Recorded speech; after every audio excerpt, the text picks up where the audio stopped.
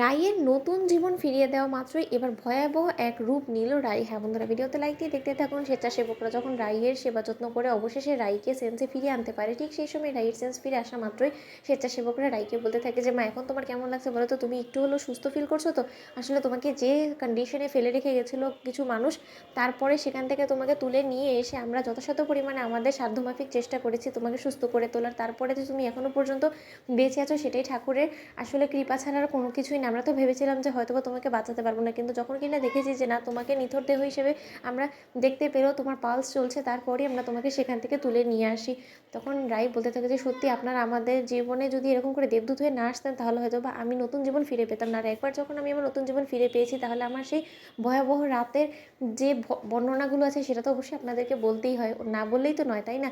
তখন সেই স্বেচ্ছাসেবকদেরকে রাই যখন সেই ভয়াবহ রাতের বর্ণনা দেয়, ঠিক সেই সময় তাদের গা শিউরে ওঠার বলতে থাকে যে তোমার সাথে এরকম ভয়ঙ্কর একটা ঘটনা কেনই বা কেউ ঘটাতে যাবে? কিসের এত শত্রুতা হতে পারে তোমার সাথে কারো, বলো তো? তুমি এরকম একটা ভালো মেয়ে, তোমাকে দেখে তো বেশ ভালো ঘরের থেকে তুমি বিলং করো, সেটাই তো মনে হচ্ছে। তা সত্ত্বেও তোমার সাথে এরকম হিংস্রতা কী মনে করে, বলো?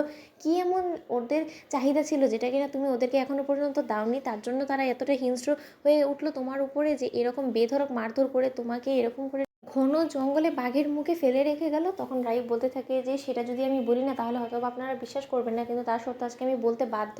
আর আমি বলবো, কিন্তু এবার আমার যে ভয়ঙ্কর রূপ নিয়ে আমি নতুন করে ফিরবো, সেটা হয়তো বা কেউ কল্পনাও করতে পারেনি। যে বা যারা আমার এত বড় ক্ষতি করার চেষ্টা করেছে, আমাকে মেরে ফেলার চেষ্টা করেছে, তাদের জন্য হয়তো বা এখন আমি মৃত, কিন্তু আমি খুব শীঘ্রই ফিরবো।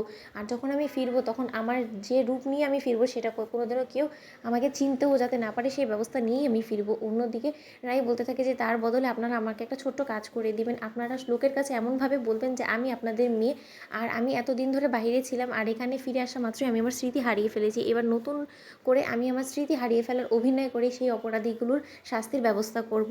অন্যদিকে সেই স্বেচ্ছাসেবক বলতে থাকে যে মা, আমাদের সাধ্য এতটাও নয় যে এটা তুমি ভাবছো, তাই আমরা তোমাকে এরকম কোনো কিছু দিয়ে সাহায্য করতে পারবো না। কিন্তু তুমি যদি আমাদেরকে বলো তোমার পাশে থাকতে, তোমার সকল বিপদ আপদে আমরা তোমার পাশে থাকতে রাজি আছি। কারণ জানো তো, তোমার মতন দেখতেই না আমার একটা মেয়ে ছিল, সেই মেয়েটা কোথাও যেন একটা হারিয়ে গিয়েছে। তারপর থেকে আমরা নিঃসন্তান হয়েই রয়েছি। তোমার মতন একটা মেয়েকে পেয়ে আমরা নতুন জীবন ফিরে পেলাম। তাহলে তোমাকে যারা মারতে চেয়েছে, তাদের বিরুদ্ধে তো রুখে দাঁড়ানোর জন্য অবশ্যই আমরা তোমার সাথ দিব, তুমি একদম টেনশন করো না। অন্যদিকে রাই বলতে থাকে যে সেটাই তো চেয়েছি। অন্যদিকে নীলুকে জেরা করার মুখে হঠাৎ করেই যখন পুলিশ অফিসারের কাছে রায়ের মৃত্যুর সংবাদ আসে, ঠিক সেই সময় পুলিশ বলতে থাকে যে দেখুন, I am really sorry to say, আমার কাছে এক্ষুনি খবর এলো আপনারা যার ছবিটা আমাদেরকে দেখিয়েছিলেন, সে নাকি কিছুক্ষণ আগে মারা গিয়েছে, অ্যাক্সিডেন্ট হয়ে খাদে পড়ে গিয়েছে। তার চেহারাটা একদম ক্ষত বিক্ষত হয়ে গেছে, চেনার মতো না। সেটাই আমাকে কনফার্ম করলো, আপনাদের বোন মারা গিয়েছে। তো বন্ধুরা, ভিডিওটি ভালো লিখতে লাইক এবং শেয়ার করে সাবস্ক্রাইব করতে ভুলো না।